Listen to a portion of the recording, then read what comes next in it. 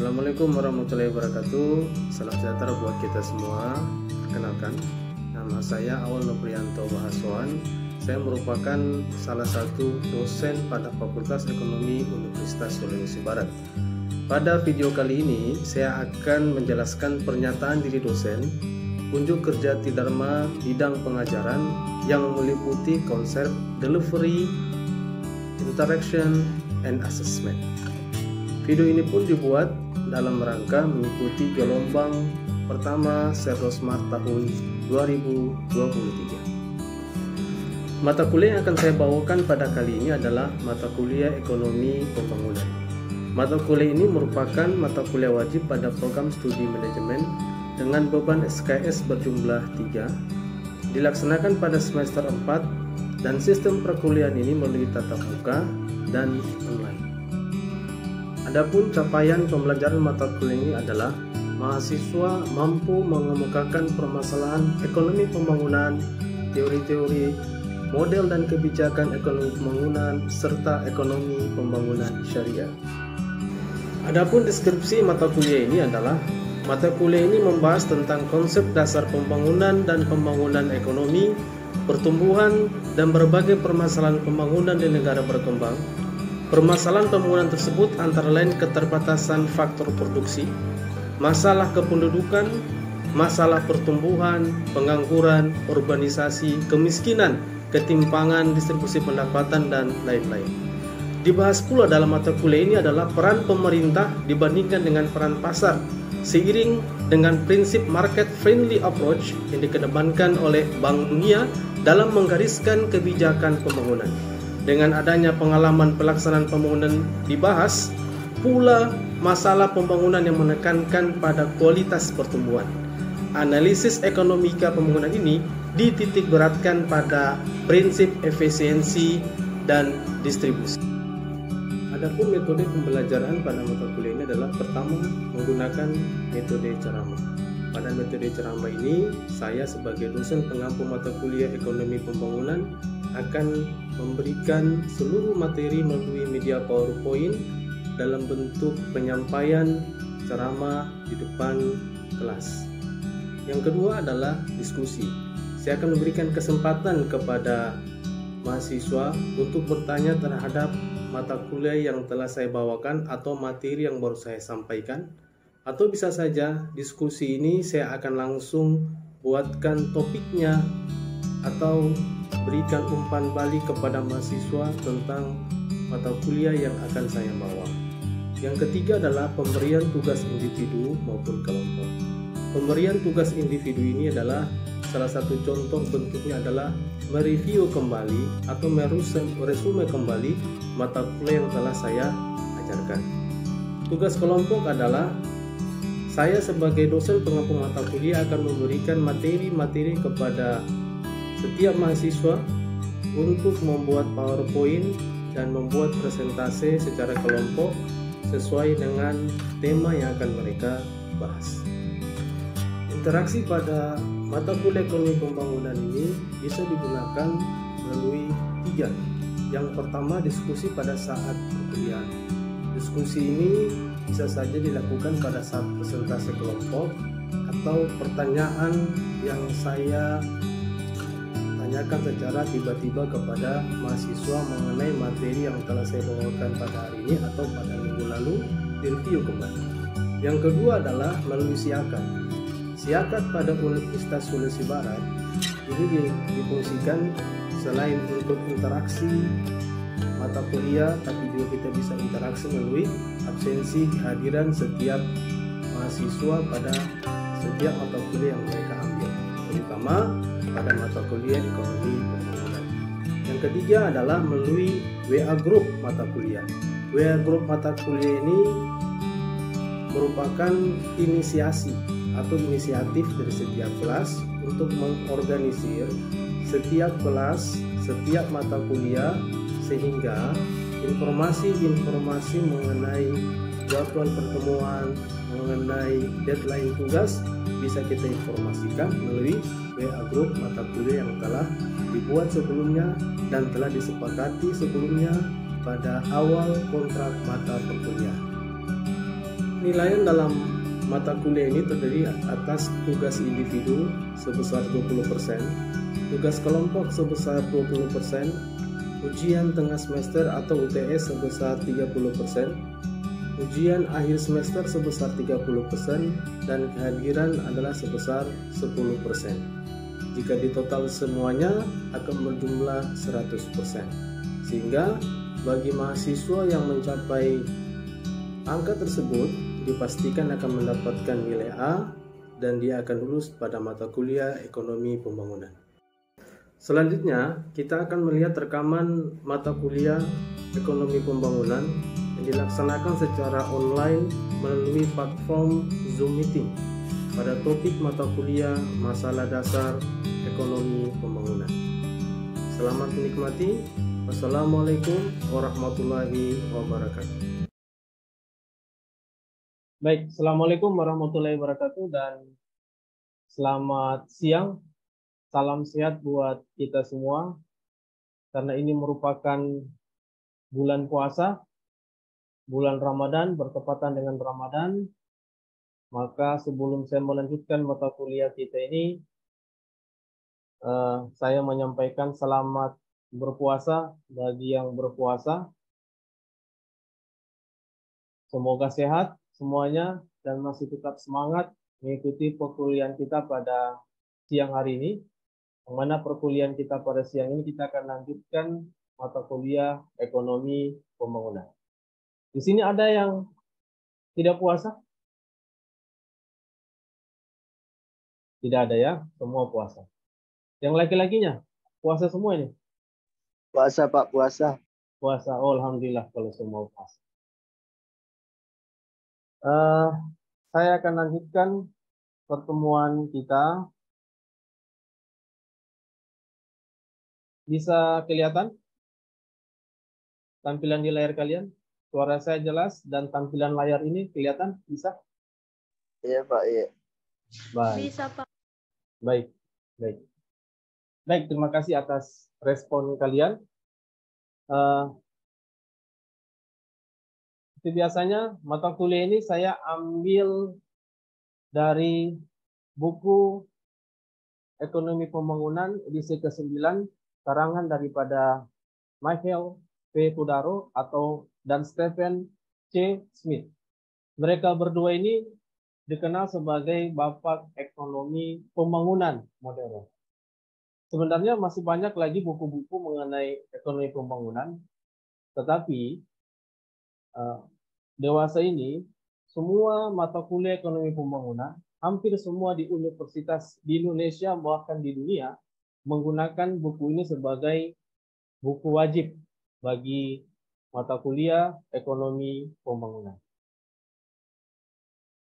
Kenapa saya pilih buku ini? Karena waktu pertemuan pertama mungkin telah dijelaskan kenapa kita mempelajari ekonomi pembangunan. Mempelajari ekonomi pembangunan itu adalah kita mempelajari proses. Ya, namanya pembangunan ekonomi berarti proses pembangunan dari arah yang tadinya 0 menjadi angkanya 10. Dari daerah yang tertinggal, kita mau mempelajari prosesnya bagaimana daerah itu bisa berevolusi menjadi daerah yang maju. Ekonomi pembangunan, studi empirisnya itu kebanyakan dilakukan di negara-negara berkembang. Sehingga buku yang kita pakai sekarang ini, karangan daripada Michael P. Tudaro dan Stephen Smith, ini merupakan dia gabungkan antara teori dan tinjauan empirisnya atau penelitian-penelitian yang telah dia lakukan di negara-negara berkembang. Sebelum saya lanjut, saya mau tanya kepada kalian. Indonesia ini masuk negara berkembang atau negara maju? Negara berkembang, Pak. Apa indikatornya Indonesia sebagai negara berkembang? Apa indikatornya sampai kamu bilang bahwa Indonesia itu negara berkembang? Mungkin teknologinya, Pak, masih ketinggalan. Teknologi masih ketinggalan. Ketinggalan. Mungkin ada yang lain?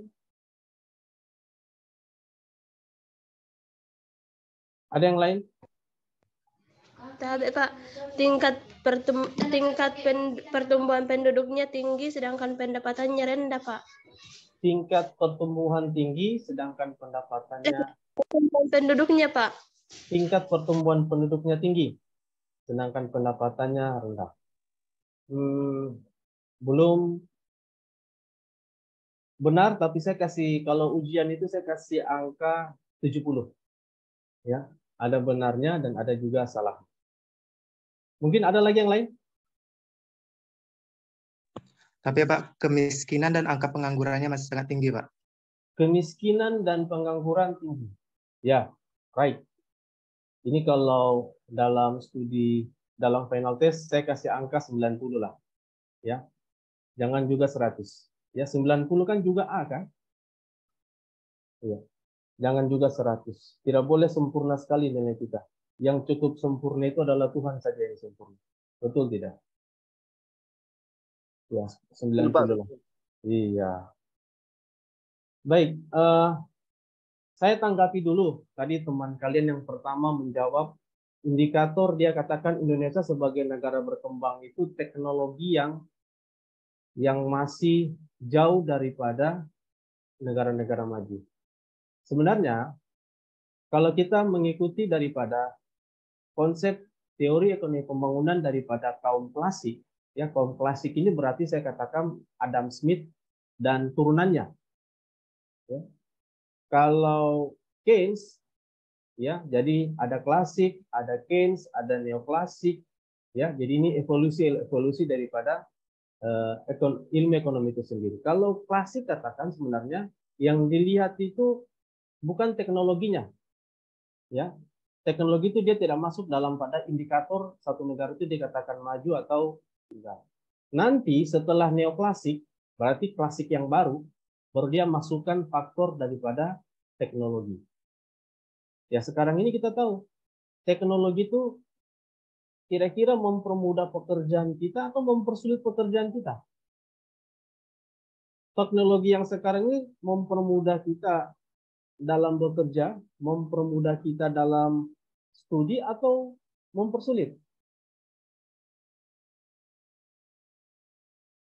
Halo? Mempermudah, Pak. Mempermudah, Pak. Mempermudah. Satu. Teknologi itu kalau kita berbicara dalam bisnis, itu dia mempermurah biaya produksi atau dia bikin mahal biaya produksi? Ada yang bisa jawab? Teknologi itu dia mempermudah,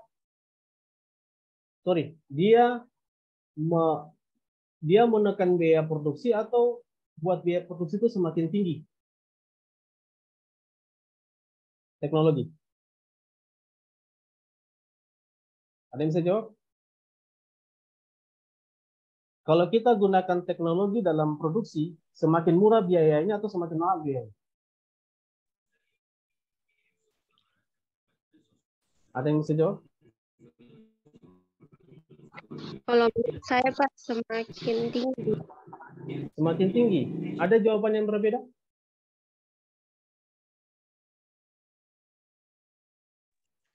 Kalau saya, Pak, semakin murah, Pak. Semakin murah. Kalau semakin murah, apa alasannya? Atau bisa contohnya? Misalnya dalam perusahaan industri kan dengan menggunakan teknologi itu bisa menghasilkan produk yang lebih banyak dan biaya karyawannya lebih sedikit, sedangkan kalau manual itu memerlukan banyak karyawan, sedangkan biaya untuk satu karyawannya itu sangat mahal sekali, Pak. Baik, benar sekali. Ya, sangat benar sekali. Jadi teknologi itu sangat membantu kehidupan kita dewasa ini. Kalau dalam biaya produksi, kita masuk dalam produksi, dia akan menekan biaya itu. Saya kasih contoh.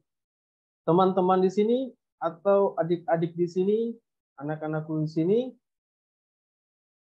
pernah ke Indomaret atau Alfamidi? Pernah kan? Atau barangkali di sini belum pernah ke Alfamidi? Pernah, Pak. Oh, sudah pernah. Walaupun berkunjung saja, walaupun tidak beli. Ya minimal tahulah bagaimana itu modelnya Alfamidi. Coba lihat kita masuk ke kasirnya. Dia tinggal scan kan pembayaran. Betul tidak? Dia scan muncul harga. Bayangkan kalau dia pakai manual. Bayangkan kalau dia pakai manual, dia bilang tunggu dulu saya buka dulu catatanku. Ini harganya berapa? Ini harganya berapa? Itu lama kan? Membuang-buang waktu kita kan? Waktu yang terbuang itu kalau kita gunakan untuk hal yang lain itu kan sangat produktif. Tapi kalau macam dengan scan tadi, itu salah satu contoh ya. Itu akan mempermudah, mempercepat efisiensi waktu selesai kita punya pekerjaan. Atau barangkali dalam dunia pendidikan, tahu usah dulu kita bicara teknologi AI ya. Tahu teknologi AI sekarang tuh? Dengan segala macam ya, macam seperti chat GPT, ya, Quillbot dan sebagainya. Ya, itu akan mempermudah kalian dalam nanti menyusun tugas akhir nanti. Itu akan mempermudah. Ya. Baik. Jadi sekarang salah satu indikator daripada negara itu maju maupun tidak, sudah betul tadi teman kalian menjawab bahwa teknologi Indonesia itu masih sangat jauh. Yang kedua, tadi ada teman kalian yang menjelaskan bahwa pertumbuhan penduduknya tinggi, tapi pendapatannya rendah. Oke, pendapatan yang rendah itu saya kasih nilai 100. Sorry, bukan 100 ya, 90. Ya. Tapi kalau macam penduduknya tinggi, ini tidak bisa dibenarkan.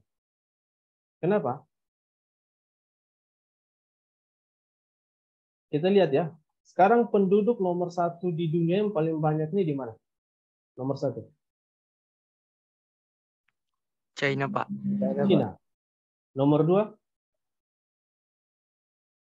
Amerika Serikat, Pak. Nomor 2? India, Pak. India. India, Pak. Nomor 3? Amerika Serikat, Pak. Yes, Amerika Serikat. Nomor 4? Indonesia, Pak. Indonesia. Sekarang saya mau tanya, Amerika itu negara maju atau negara tertinggal? Negara berkembang? Negara maju, Pak. Negara maju. Berarti jawaban yang teman kalian katakan bahwa indikator penduduknya tinggi tidak bisa dibenarkan. Karena Amerika itu masuk negara maju dan penduduknya itu nomor 4 terbanyak nomor 3 terbanyak di dunia. Jangan kita lupakan Cina. Ya. Ingat, Cina itu dia sekarang berevolusi dari negara berkembang, dia sekarang menuju ke negara maju. Semua negara di dunia ini tidak ada barang yang tidak dimasuki oleh barang-barang Cina. Kalian saja di sini, di ruang Zoom ini. Ya. Itu kan pasti kebanyakan menggunakan produk Cina. Selain dia murah, dan kualitasnya juga sudah semakin bagus produk-produk Cina.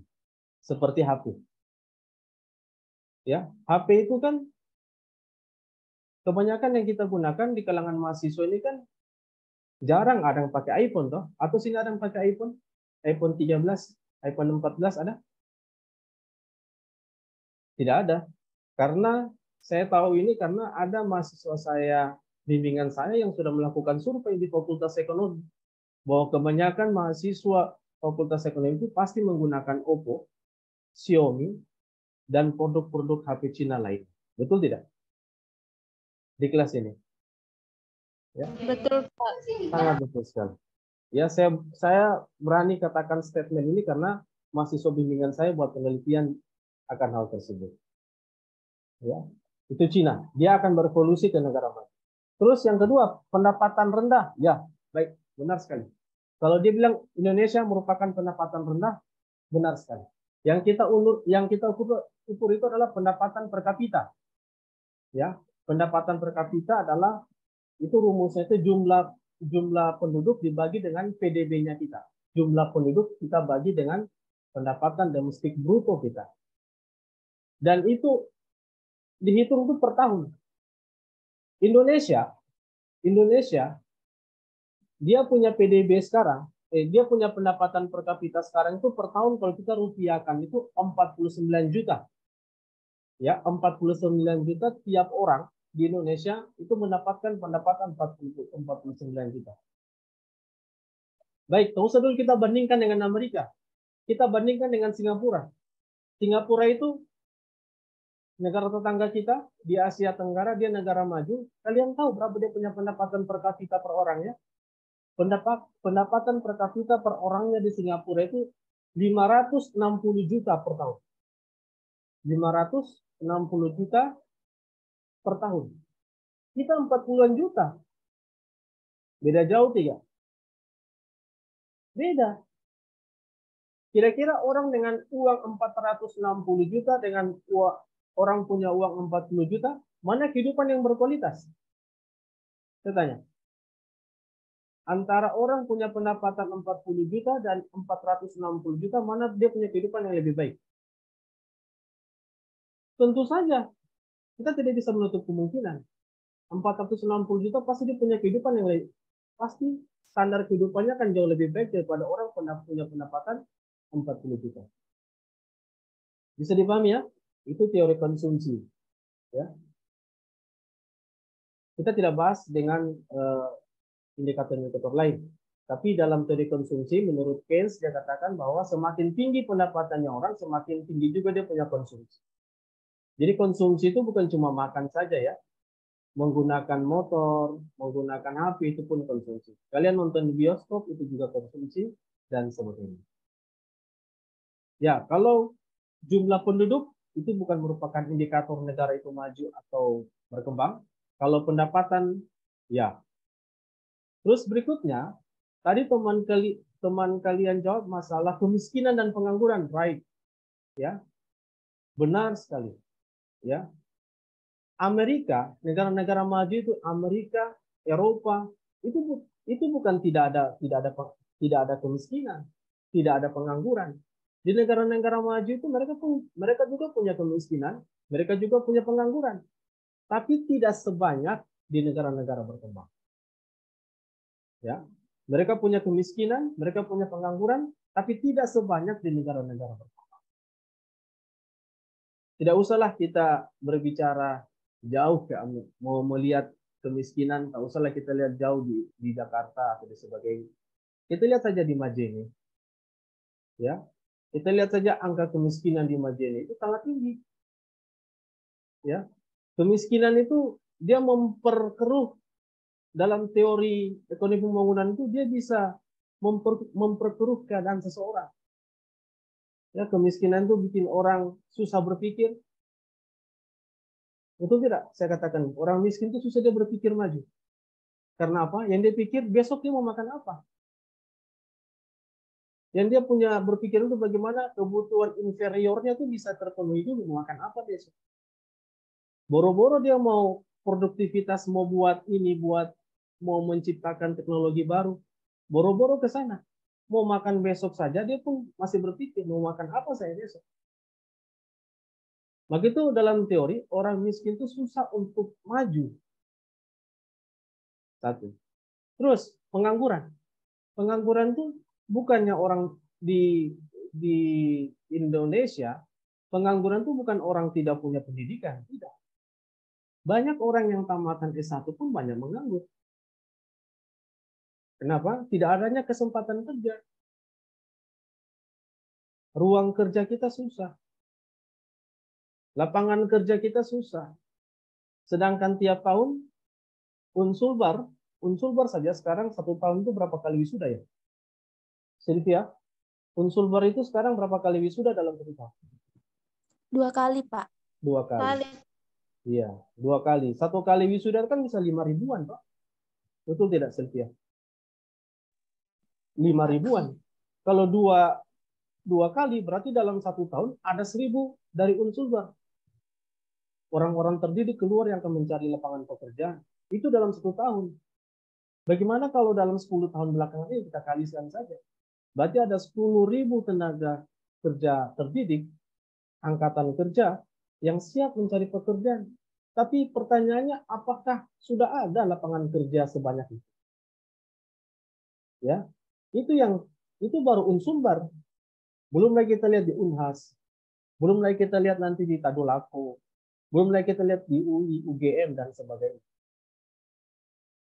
Ya, anehlah pengangguran ya. Pengangguran disebabkan bukan dia tidak punya pendidikan punya, bukannya dia malas, dia mau bekerja, tapi tidak ada kesempatan kerja buat dia.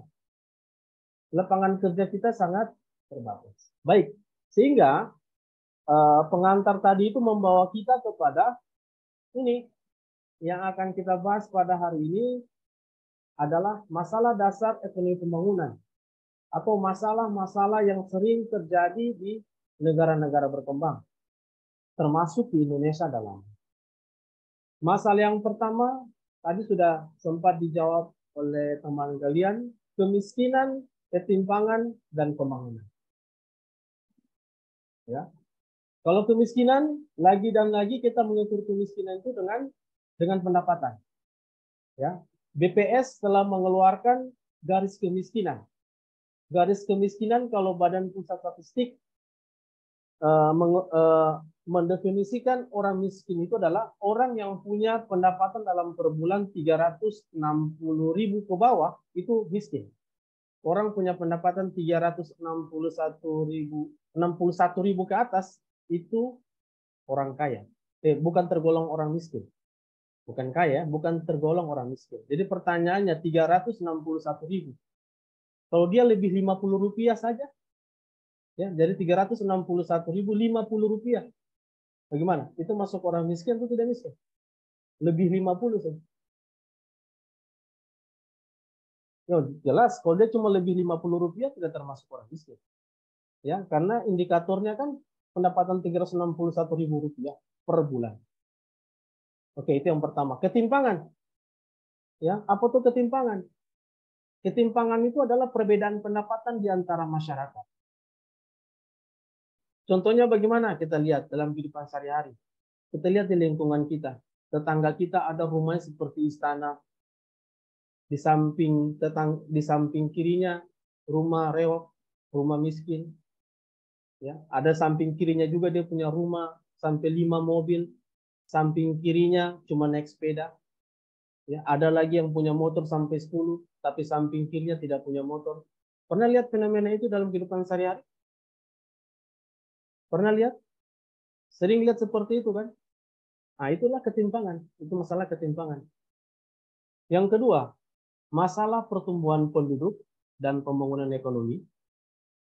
Kita akan mencoba membahasnya sesingkat-singkatnya. Yang ketiga, masalah urbanisasi dan migrasi desa ke kota. Yang keempat, ini pendidikan dan kesehatan dalam pembangunan ekonomi. Di negara-negara berkembang itu sangat miris kita punya pendidikan.